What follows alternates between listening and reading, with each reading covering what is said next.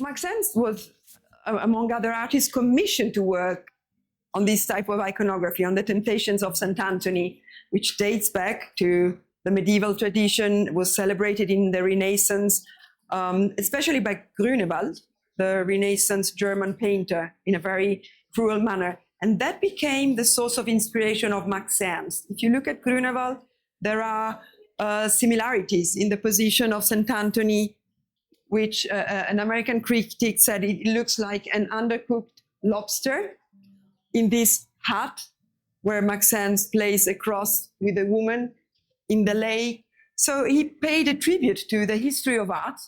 It was very knowledgeable, and that's why Marcel Duchamp also decided to award him, because also Marcel Duchamp, the breaker of any norm in art, they were all articulated art historians. But Max Ernst, in the dramatic scene where all St. Anthony's demons, temptations, and imaginary beasts come to torture him, he's never too dramatic. He's ironic. You can see some, like Walt Disney faces here. It's very, very playful. It's not dull and sad and tragic. It's a wonderful work that, from children up to art history lover, can really enjoy. What we can discover through this work, well, we can discover that he can paint like a Renaissance painter, and he experiments so many techniques. But if you look how accurate he can be, we can discover his unique sense of color and unique sense of matching different techniques, from decalcomania to frottage to oil painting, layer after layer, creating a surface which is like an animal.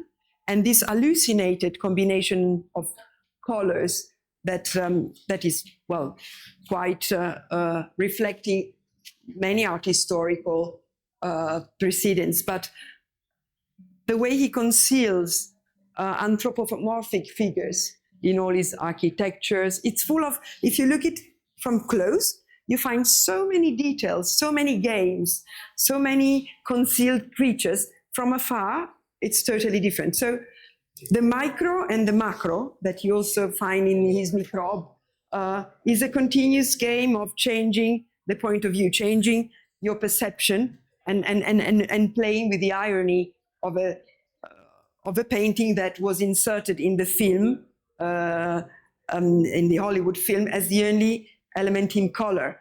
And by viewing this painting in the film, Le Privat Affaire de Bellamy, the protagonist changes his mind and the plot changes completely. So the power of painting in a Hollywood film in 1946.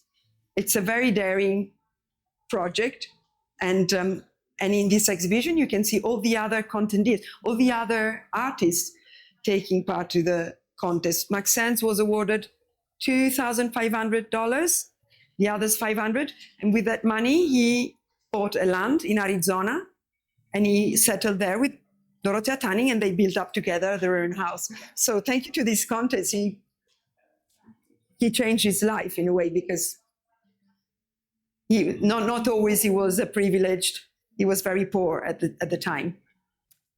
His life spans over 7 decades of the 20th century. And the ambition of this exhibition is to cover almost the entirety of the main critical moments. There are many critical moments. You move from German Expressionism in the 1910s to Dadaism. He is one of the co-founders of the Dada in Cologne, to the Surrealist French chapter, then the American chapter, then back to France. So there are many critical moments. One of my favorites is Dreams That Money Can Buy, which is the film that brings together all the surrealists, and and where Maxence is a protagonist in the first episode. In other moments in the exhibition, you see how he was desperate to put his art in motion to make it more contemporary. There are so many aspects that relate cinema as a complement also to get to know more surrealism and Maxence in general.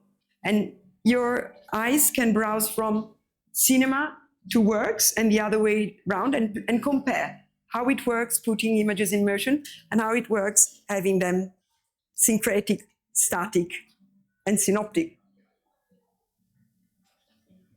Yeah, this wonderful quote is by Breton. When Maxence's work arrived in Paris in 1921, Maxence wasn't even there. He arrived the following year. So his works, his collage arrived, and they were an absolutely new discovery for the surrealists. And Breton immediately understood the dynamic potential of Maxence's works, all this layer, all this juxtaposition, of bringing different realities together, creating a spark. That was already very similar to the magic of cinema. Méliès and all these magicians at the origins of cinema are the source of inspirations of Maxence. And that continues throughout the end of his life. Cinema as a form of entertainment, of narration, of fairy tale, but entertainment as well. I think for Maxence, it was also in his private life, a fundamental complement and something that really allow yourself to enter in a different form of narration, more spectacular and more entertaining. Because nowadays we're not used to take to allow ourselves to stop, contemplate, and enjoy. It's like reading a novel or reading a poem. Paul Klee used to say that in order to observe a painting, you need a chair.